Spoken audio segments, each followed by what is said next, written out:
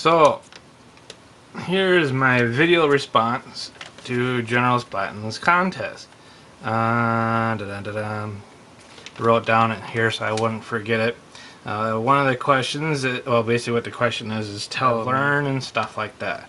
So basically, I've only really been wargaming and Warhammer 40k for a year.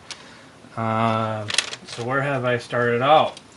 Well, I had started out with trying to learn how to prime, and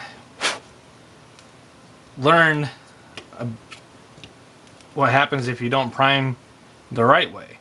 I got a lot of orange peeling on the models. These guys got really heavy coats on them, and yeah, just really horrible. To get back to the bare plastic, and so you can see there's a lot of layers here. So first part starting out was pretty rough, just doing the priming. It's not like priming an automobile.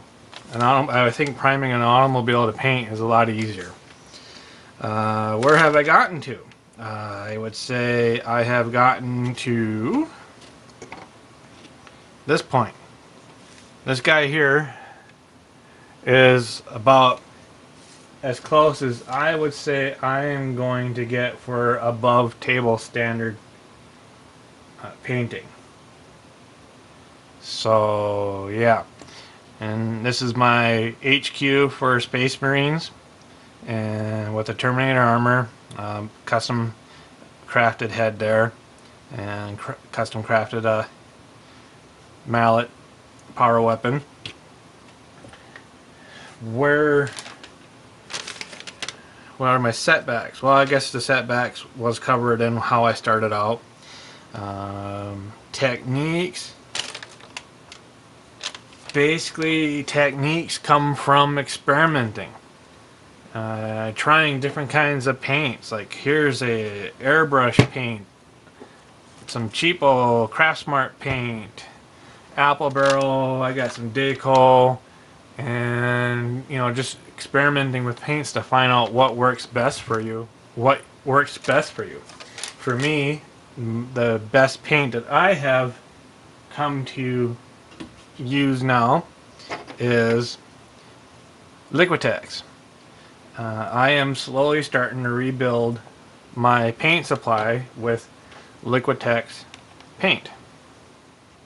Got myself a matte varnish to protect the models once I finally get them painted. And yeah, so that answers that question. Other parts of techniques with the Liquitex paint. It is a basic body. What does that mean? It means that you just have to water the crap out of it if you're going to get it to work. You're going to have to experiment with the reduction, or the container, I should say. 1/4 of this was filled with Liquitex, and then the rest of it, probably, yeah, about 1/4. And then the other 3/4 of it was filled with water. And then I got it in this container here, so I can, every use I want to stir it up, because otherwise sediments will go down to the bottom. I got just a little itty bitty one here. This you probably could see how fluid that is. That's what this is the paint I'm using for my white, my palish highlight for the skulls.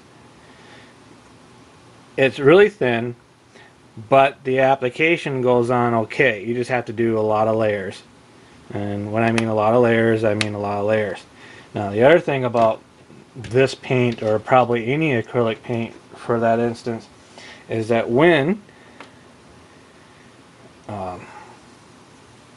you brush it, you want to, if you're going smooth like this, just put a coat on it, let it sit. Don't try to keep playing around with it. It just causes brush strokes to form. Any other techniques? Airbrush, not much to say about the airbrush. I don't use it that much. I would say that probably the area where I excel most is my mods. I like to take these guys apart and repurpose them. So here's my Orc Boss One Eye Willie. This here is just foam, a clay type foam, and then here's my knob I made out of 3 kits. There's the claw from One Eye Willie. I got a heavy gunner dude on the back, or I should say a heavy gunner's backpack on the back of my knob. And this one here actually had that stupid little hair top knot thing, so he's missing an ear because I cut it all off. And then like other mods, here's my Scourge, still working on it. Them, I should say. A couple of them had their wings broken off, so I gotta repurpose that and fix those. But the coolest thing about this particular one is that it's holding 2 splinter pistols. I had 2 blades in the back as well, but one broke off and they're so thin that it's hard to glue them back together so that they look good. So I just took them off. And this is kind of my agonizer modification on his left arm. Splinter pistol with some blades put on his arm there. So I would say this is where I have my most enjoyment with the Warhammer 40k, is modding models. Like, you know, putting spikes on it, cutting the fins off, and yeah. There you go. Video response for Cat and General Splatton on where we have grown. Okay, guys, take it easy.